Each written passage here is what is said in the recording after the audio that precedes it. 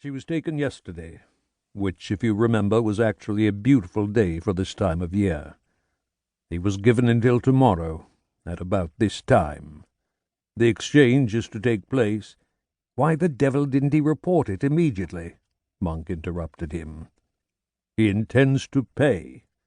What he wants of us is—" "Us?" Monk cut across him again. "If he wants the police, he should have gone to the regular London police, and yesterday, for heaven's sake, when the trail was hot." Rathbone shook his head. "He doesn't. She was taken from the river bank, which makes it your area, and the ransom is to be paid on Jacob's Island, which—" "I know what it is." Even though several years had passed since that bleak case, Monk shivered involuntarily at the memories the name Jacob's Island conjured in his imagination.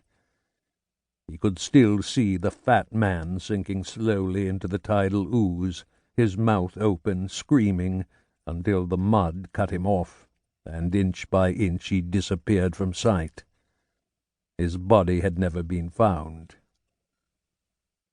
Monk came back to the moment, to the firelight, to Hester, now sitting and leaning toward him, concern in her face, to the lamplight on Rathbone's hair, which had more silver in it than before. Jacob's Island was one of the worst slums in London.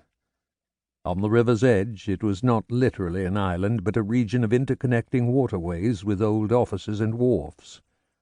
The warehouses built upon them were sinking slowly into their foundations as they rotted away and collapsed one on top of another. Jacob's Island could be reached by land across one bridge, and by water through several landing piers. "He wants the river police to go with him to the exchange, the payment for his wife's, Kate Exeter's, life," Rathbone said quietly. "That's all he came about. He doesn't expect you to catch the kidnappers or to save the money, just to see that the exchange is made and he and Kate leave there safely." Kate Exeter? Monk turned the name over in his mind. There was something familiar about it, but he could not place it. "Harry Exeter," Rathbone said.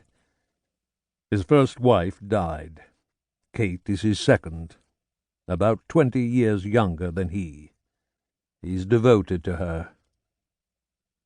Compassion showed in Rathbone's face.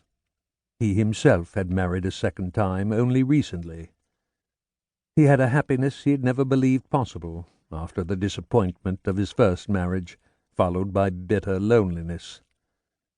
Rathbone knew how exquisitely precious happiness was and how fragile.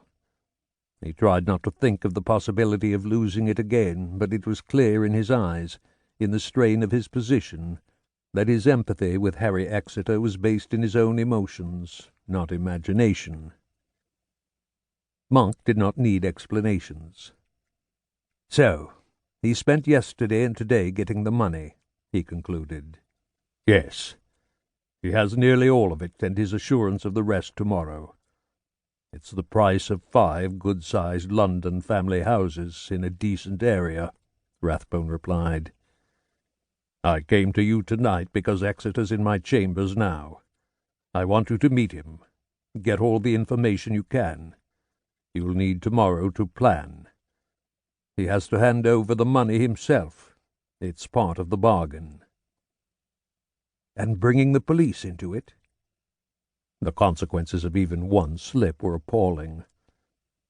"Doesn't matter," Rathbone said gravely. "He's allowed to have at least one man go with him. He insisted on that. He doesn't know the place, and he pointed out that alone in an area like that, carrying a bag full of money, he'd be lucky if he made it as far as the agreed rendezvous spot." "Why wouldn't they pick some reasonable place?" Monk asked. But already he knew the answer. Jacob's Island was a warren that the ordinary Londoner would be utterly lost in, frightened, disoriented, always afraid of the rising tide. "I'll come and meet him," he said before Rathbone could answer him. He stood up. "Get all the information I can. Tomorrow